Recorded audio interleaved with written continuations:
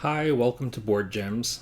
This is my regular video series and to talk about older board game gems. And I'm doing another mailbag episode. In advance of my 1 year anniversary, I got a lot of questions for a mailbag, and so I've split them up into different topics. There's lots of mailbag episodes before this one. This episode specifically is on my restaurant. If you watch my video to the end, and I'll understand if you don't, there's a tiny little like 10-second ad at the end for just shows the name of our restaurant, my wife and I. And it's called Pizzeria Ludica. And it has two locations, one in Vancouver and one in New Westminster. This is in British Columbia in Canada. So the Vancouver location has been open since January 2014, and the New Westminster location started in December, I think, 2017. We have a fire oven, which is, designed to make these, we make these flat crust pizzas. They're definitely inspired by like the Neapolitan style of very thin crust pizzas. So actually, interestingly, today, the day we're recording, this is June 28th. There's this massive heat wave hitting the Pacific Northwest. Temperatures that I've lived here for 20 years. I don't remember temperatures being this high. Today is supposed to peak, and the peak, believe it or not, is 43 degrees Celsius, which is almost 110 degrees Fahrenheit. It's insanity. I've never seen anything like this before. So we decided to close our restaurant. So our restaurants are closed today, both locations. And I thought, this is kind of a good opportunity to go over the questions that people may have had about Ludica. So I'm happy to talk about it. What prompted you to open a board game pizza shop? Did you have the shop first and then add in the games component? Or was that a part of the plan all along? What are the challenges of merging the two? For example, greasy games, health codes? I really have no idea. And there's a second similar question here. How did you decide to open up board game restaurants? Did the idea come from having an overabundance of games and inadequate shelf space? Or had you already decided to become a restaurateur and then refined the idea to feature board games? So basically, how did it all start? What came first, the restaurant idea or the board game idea? The board games, I guess. So my wife and I, we've been looking for a long time for a small business that we can do together. And I was already, of course, into board games for a long time at that point, almost 10 years, had a very large collection. And it has been, and of course still is, very much my passion. So it kind of made sense to start a small business that was kind of board game adjacent, like it was like that board games are part of its identity. And I like to think too, I joke with my wife about this.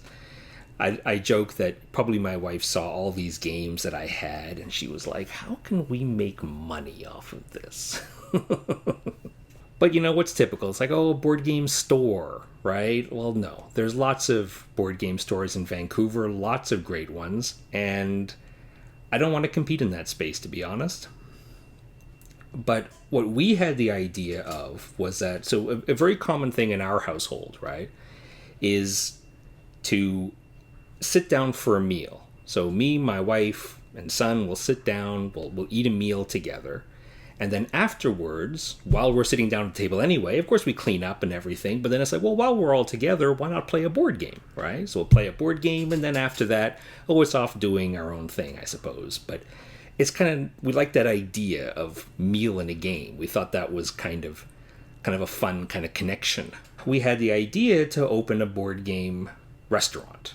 So with promoting the idea of you come for the food, and then while you're here and eating the food, you can play a game. Or ideally, eat the food first, and then let us clean away the plates and everything, and then go play a board game. So you don't have to leave right away. In terms of greasy games, so first of all, our pizza is actually fork and knife pizza. It's very thin crust. Sometimes the games can get wrecked. They don't get greasy. I haven't experienced that problem. It's just through overuse. Like Tokaido and Ticket to Ride are games where the boards just, over time, they just break in half, right? And you will sometimes see stains on the boards, that's true. There's Catan, Ticket to Ride, the really popular gateway games, I think used to say, I guess people don't say that anymore, but also mass market stuff like Sorry and Battleship, Guess Who is surprisingly popular, right? Those games have to be replaced often. But the stuff that's a little bit more obscure, doesn't get handled a lot. So actually a lot of it really holds up and can last a long time. So I haven't found greasy games to be much of a problem. We just have to consider the maintenance of replacing the most popular games regularly. Health codes. No problem with the health code per se, but we did have a problem with our liquor license. British Columbia liquor laws, liquor regulations, are really difficult to do anything kind of different and creative with. There's basically two lanes, okay? There's food primary and there's liquor primary. So food primary is your restaurant. People are coming for the food, and they're drinking probably while they happen to be eating food, right? The other lane is liquor primary. And liquor primary is people are coming to drink, right? Now, liquor primary, that's the most flexible. It's just really hard to get. So liquor primary licenses are very expensive. They can be during the process of getting approved for one. The approval process is insane, and it can be stopped at any point because there's all sorts of actors, who can influence the process. Certainly the city would be like, well, we don't want a bar in this area of the city kind of thing, right? So a lot of times new bars have to be out in an industrial area or something, because there it's kind of easy to get the license, right? But if you want to have it in kind of a popular area, much more challenging. The government, the regulators, are very, very concerned about people saying they're food primary when they're really not. Because as I said, liquor primaries are really, really hard to get. Food primaries, really easy to get and relatively inexpensive. So there are businesses that get a food primary license, and then after they open and maybe there aren't so many eyes on them anymore, then they just kind of try to gradually kind of go toward, become as close to a bar as possible without, running afoul of the rules, right? So, the regulators quite rightly are concerned about that, of people kind of, pushing up against those edge cases. We are a restaurant, first and foremost, but we have another draw. It's not just the food, there's also the games, right?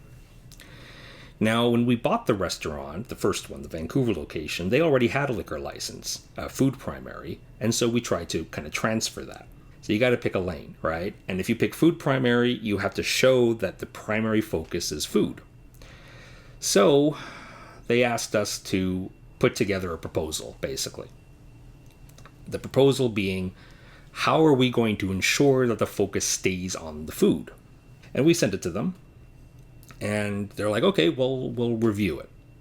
We didn't hear back for a long time. Now, temporarily, we were still able to use the license, but it was scheduled to renew.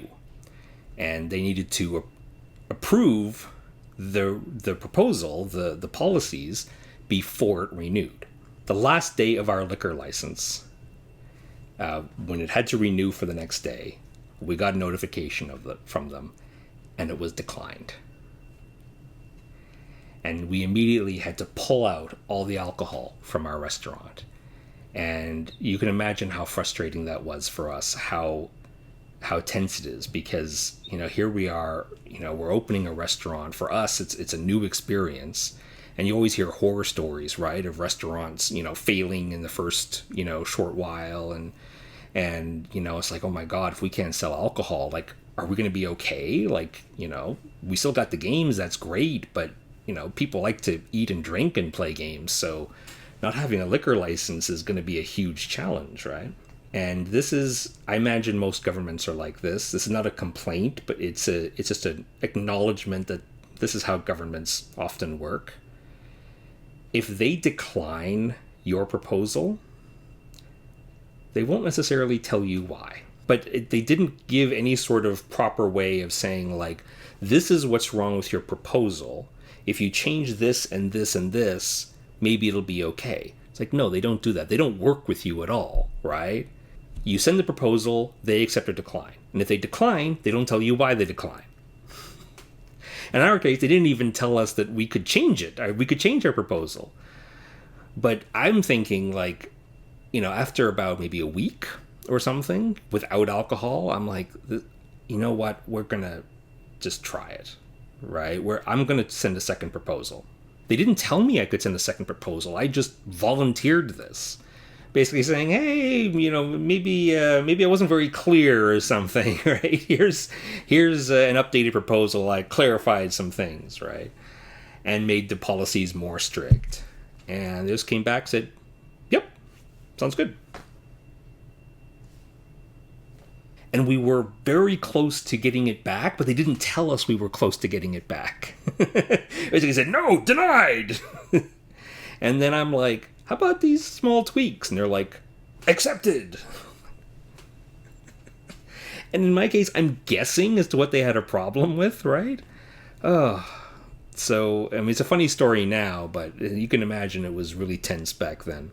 I've always wondered about turning tables and how the loss of sales is handled. Is there a table fee? How is that managed? What about tips for the staff? Fewer tables turned, fewer tips usually. You're right. We do have a time limit, but it's very generous. We'll give people 2 hours, and if we don't have a waiting list or reservations coming or something, then yeah, you can stay longer if you want. We don't need the table.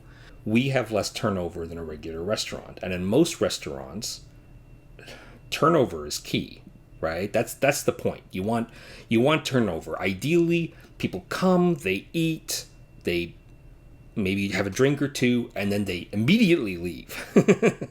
And you're popular enough or busy enough that, when the table frees up, you got another party just coming right in, right? You're making money hand over fist in that case. And that's not us, right? We don't want to rush people. We want people to just hang out and enjoy themselves, have fun. But you're right.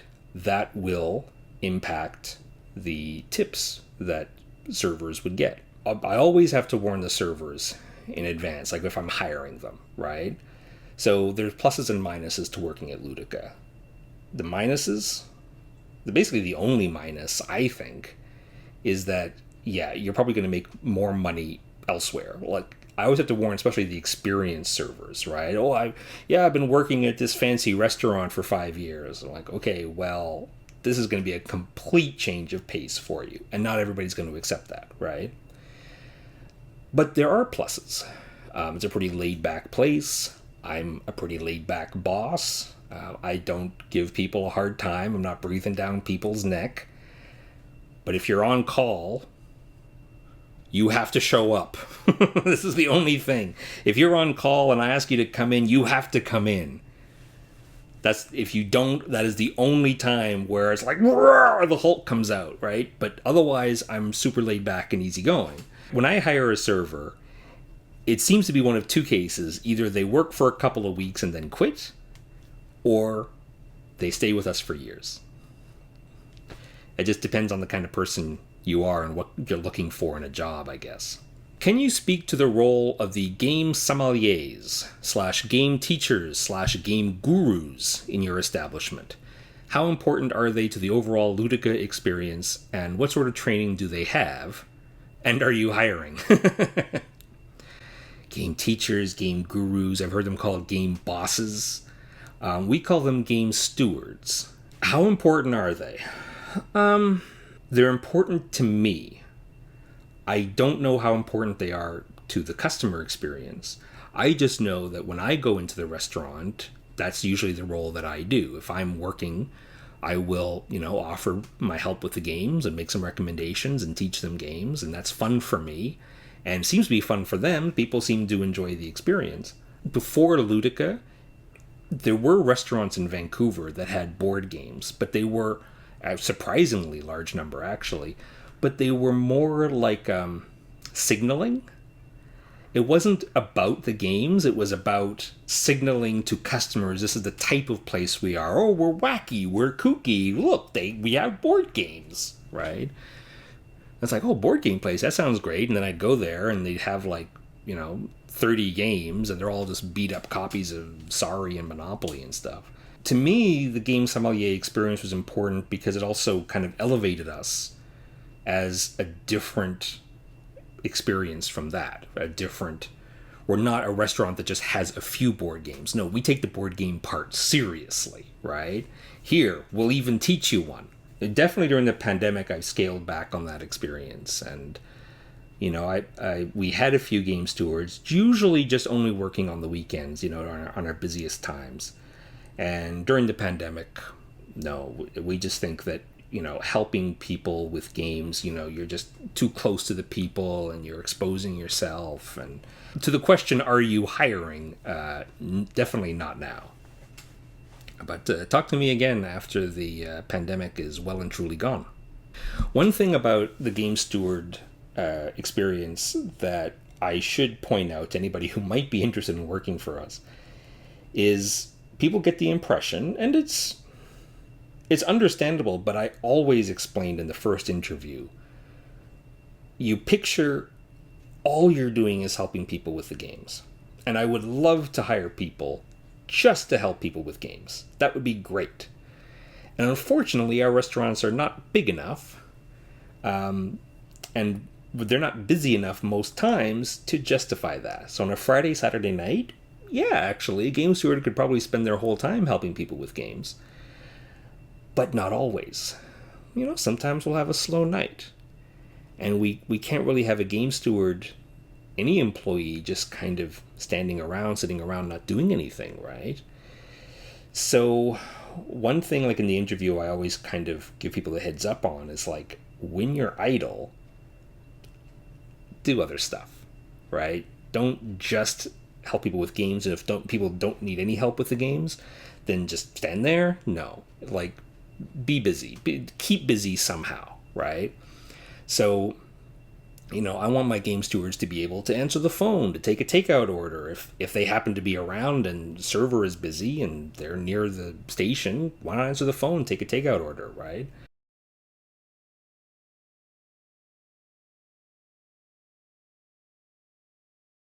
What's a funny or unusual story from your time at Pizzeria Ludica? The most embarrassingly funny time was the time I said love you to a customer. My wife is sleeping nearby. I don't know if she knows this. It was just so funny because we were having just a friendly conversation. She was, the customer was settling up her bill.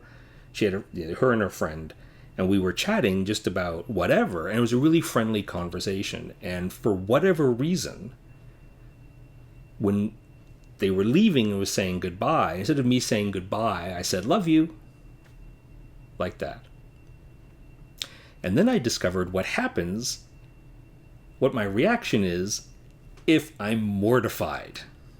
And do you know what it is? I take my two hands, I use one to cover my eyes, and one to cover my mouth.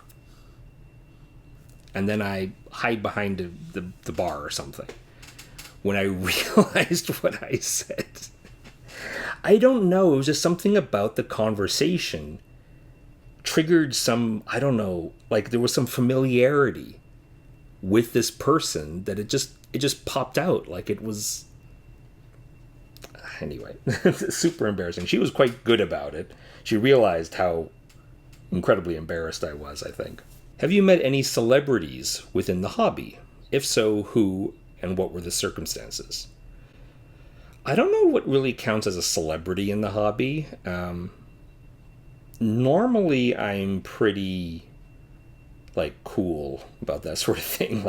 I'm not very sensitive to oh my god, it's so and so. I can't believe he's here in my restaurant. I never do that. Celebrities within the hobby. What even counts as a celebrity in the hobby? The Shut Up and Sit Down guys have been in our restaurant a couple times because we sponsored the Shut Up and Sit Down convention. Oh, one is Tom Felber.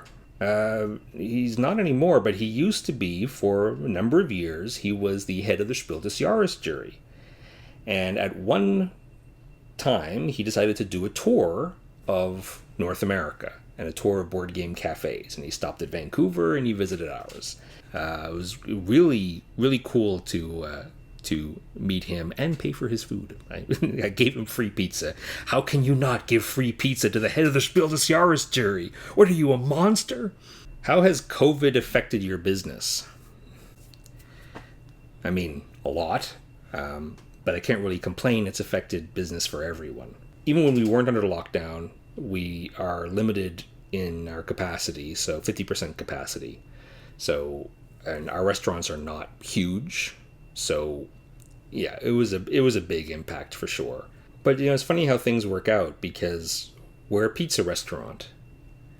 And so even when we were under lockdown, and even though we weren't able to get many people into the restaurant because of the limited seating, we were still able to do takeout.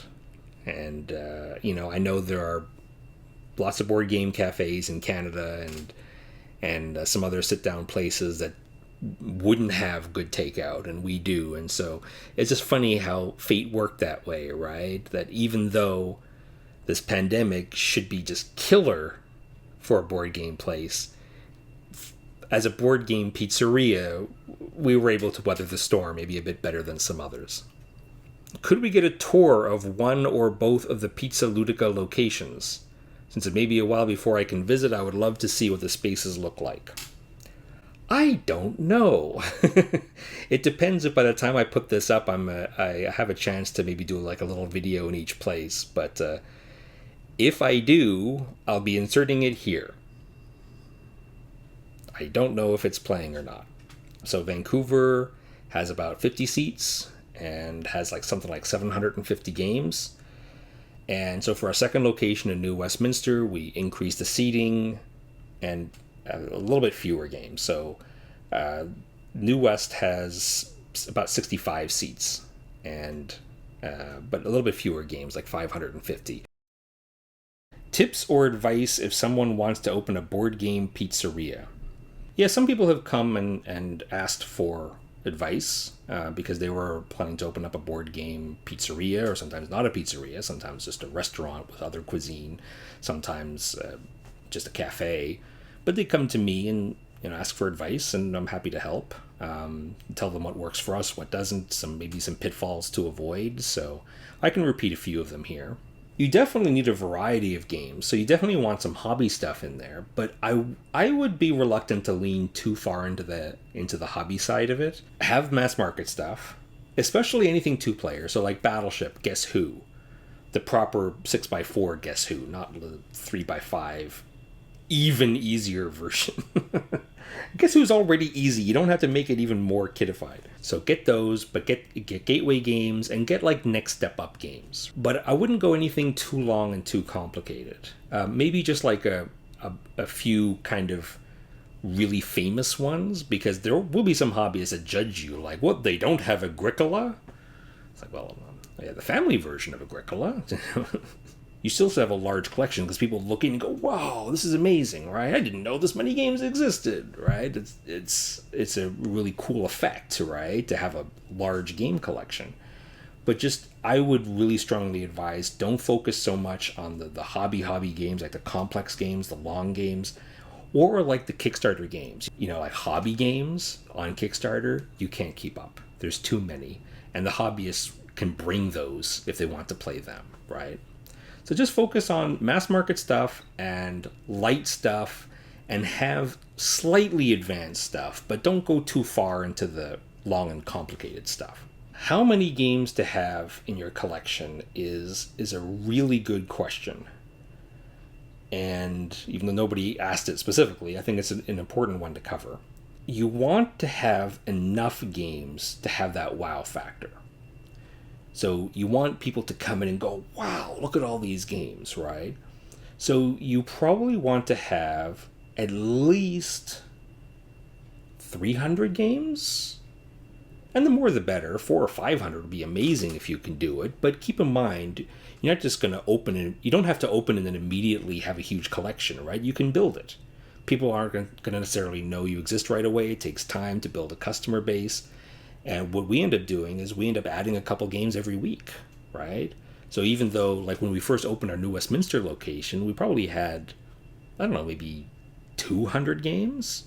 Like, if I look at pictures from back then, the shelves look super sparse, but they filled up fast because I was adding like 2 games a week or something, and then it's all filled up now. I think the ratio is important, the ratio of games to seating. So in Vancouver, we have this huge wall of games, and people don't are surprised when they hear we have 750 games in the Vancouver location, but indoors only 50 seats. We do have a patio which can seat another 20. So, during the warm summer months, usually we can have 70 people in the restaurant. But having 750 games and 50 to 70 seats, that ratio is off. I came to realize it's a great wow factor. You go in and see tons of games, but you have to balance the need to have a lot of seats. So the more seats, the better. But I'm not telling you to like go nuts and pay a huge amount of rent for a massive place. No, but just remember how important it is to have seats, and as many seats as possible. The more games you have in your restaurant, the fewer seats you're going to be able to fit. You want to make sure that ratio is good. And in New Westminster, like I said, we have about 65 seats. We have about 550 games. That's a pretty good ratio. In the case of a board game pizzeria, one strong bit of advice I can give is be careful how you present yourself.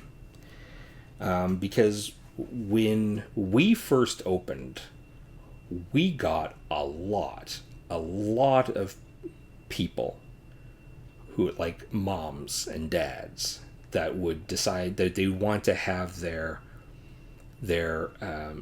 children's, like 6-year-old's birthday party there, because they saw pizza and they saw games and they pictured us as more like a Chuck E. Cheese. I think of Ludica as a really family-friendly place, but in this world, when you say you're family-friendly, people immediately think for kids and not for adults. And the whole point of family-friendly is it's for a mix, right? We're great for a family to come in, mom and dad and kids get together, eat pizza and play games. It's great. We get lots of families. But in those early days, we would get, people would be like, oh, can we have a 14-person reservation? And we're like, sure. And then we take the reservation and they come in and it's 12 6-year-olds. And there's like 2 parents, guardians, chaperones, whatever. And those 2 are off to the side and they have a glass of wine and they're just drinking and chatting. And they have tuned those kids out, right? And the kids are at the games, they're yanking games out, right? And the adults have just checked out, right? Oh God, at least it's something that can keep the kids occupied, right? And I can have a drink of wine in peace. You have to be sure you don't present yourself too much that way. What we ended up doing was having a policy.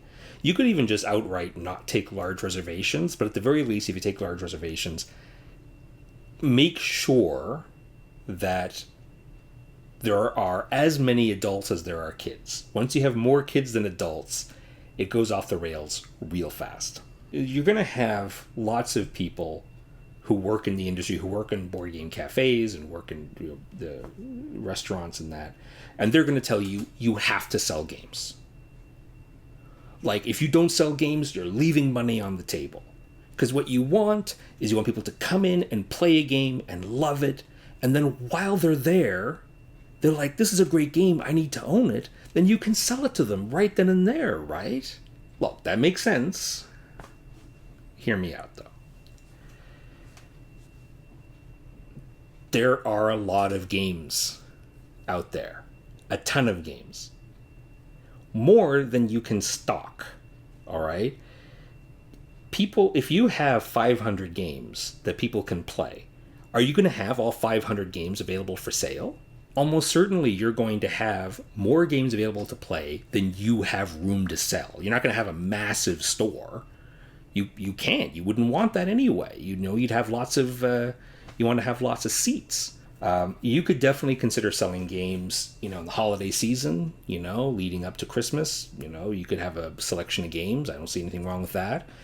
And if your location is not, like, your area is not well served by an existing game store, and you have the room that you wouldn't otherwise put seats in, like maybe like in the front lobby or something, then yeah, go for it. But otherwise, you may just want to try to partner with a local game store, and maybe you can work something out where they get you can give them like a coupon. They can get a little bit of a discount if the customer goes to their store, and then you get a kickback or something. Like you can figure something out like that, and that's much better than selling games yourself, because when you sell games yourself, you're going to have to dedicate space in your restaurant to sell games.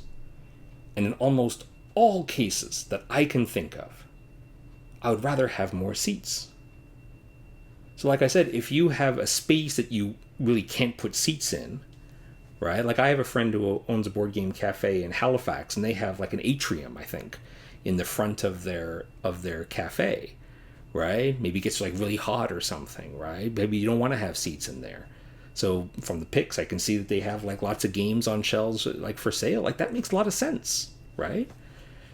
But like to dedicate space that could be restaurant space and dedicate it to selling games is a waste. There's lots of places people can buy games, and it's almost like having a second business, right? Because you'll have your POS system that you use for taking orders, food orders. You probably have a second POS system for handling the game sales.